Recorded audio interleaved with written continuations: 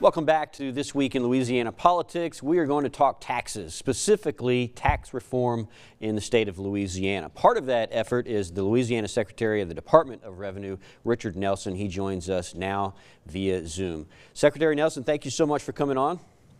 Hey, Fred, thanks for having me. You bet. So we'll get to some of the specifics in a moment, but just to refresh our viewers' memories, could you just give us a quick summary of why Louisiana needs tax reform?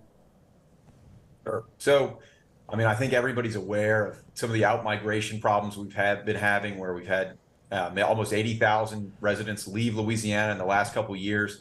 It's been a continuous problem that's going on for a long time. I think, everybody's trying to figure out, how do we keep the best and the brightest here? How do we attract companies to Louisiana to create better jobs? And so that's really the impetus. Is Louisiana is ranked at the bottom. One of the things we're ranked at the bottom of is our business climate, especially the tax environment. And so it's one of those key drivers of those trends. The other thing that we're seeing is that we have a kind of somewhat of a fiscal cliff coming up. We have some temporary sales taxes that have been patching the budget for a while. We have those expiring. And so we're trying to figure out, well, how do we address some of that situation where we might have some revenue shortfalls? And then also, how do we make this, structural changes to the tax code to make us more competitive? Especially we have our neighboring states that are, attracting businesses, they're growing in population, and Louisiana is getting left behind in those trends. So you mentioned the fiscal cliff, and correct me if I'm wrong, I know that was brought up when, I believe when you were in the legislature, you wanted to possibly do away with the state income tax, and even when you ran for governor, you talked about doing away with the state income tax.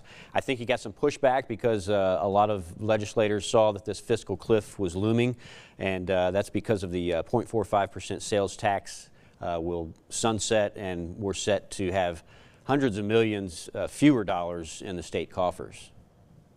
Absolutely. So, the legislature in about 2017 or so, they passed a temporary sales tax.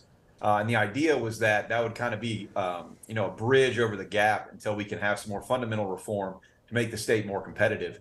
And it's just been one of those things where the legislature's continuously kicked that can down the road. And now we're going to have that revenue actually expire next year on July 1st. And so the legislature's in the position of, do we simply renew that tax? Well, I don't think there's that much support for that.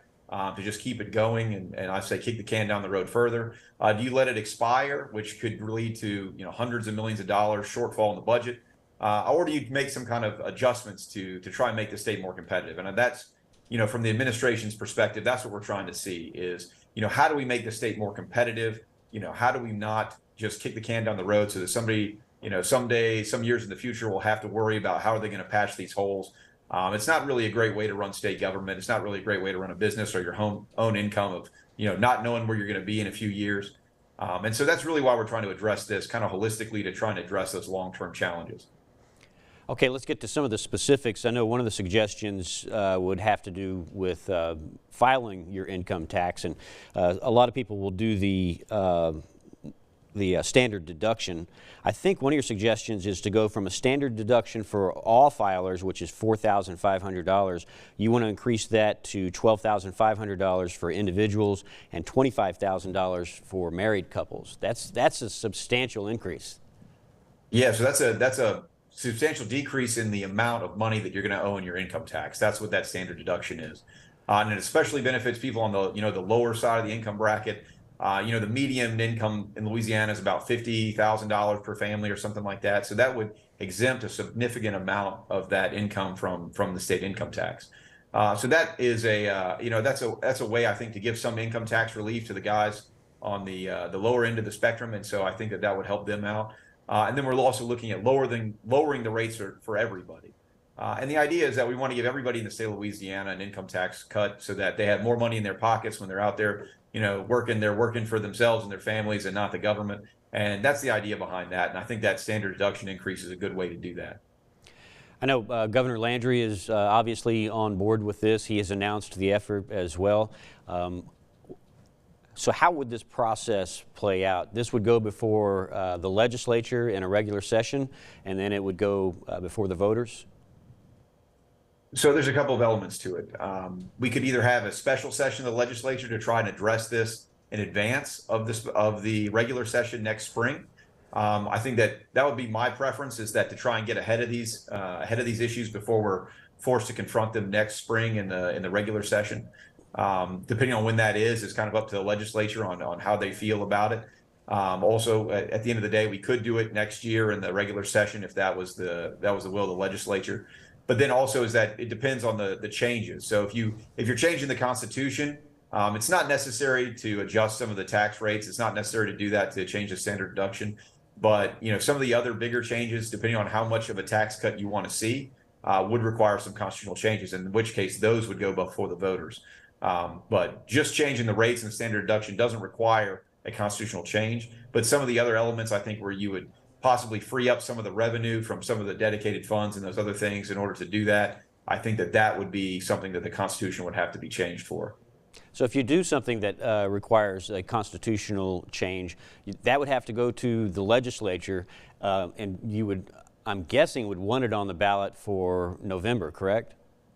Absolutely. And so that was part of this meeting we had last week with the Senate and the House tax committees, where we were suggesting that we do it in August or September so that we could put it on the ballot this year.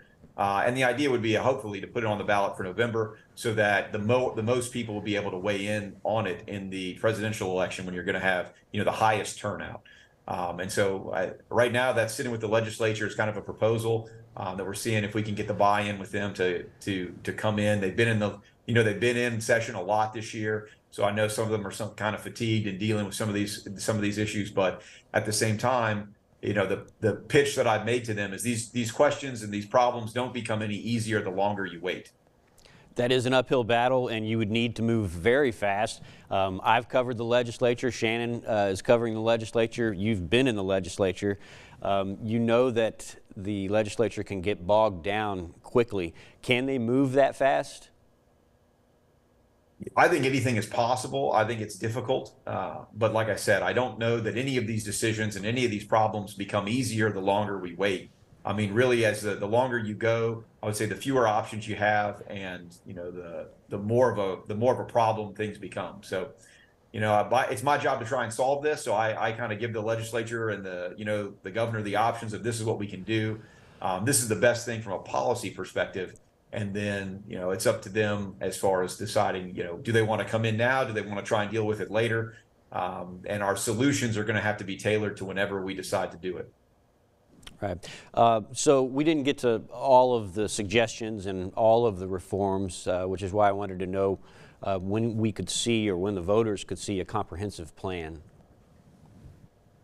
Yeah, so I mean, it's really going to be on up to how soon can we get the legislature on board with this. It might not be till next spring when we're going to have to make some of these fiscal changes in order to either address or respond to the 0.45 rolling off, that's temporary sales tax, or we might be able to have it in a special session before. So, I would say that the public's going to be able to view it and have input onto it, whenever that comes to be. It might be in the special session next, or in the regular session next year, or in some special session in the intermediate period, if we can get that buy-in from the legislature. All right, be sure to share that plan with us when you get it together.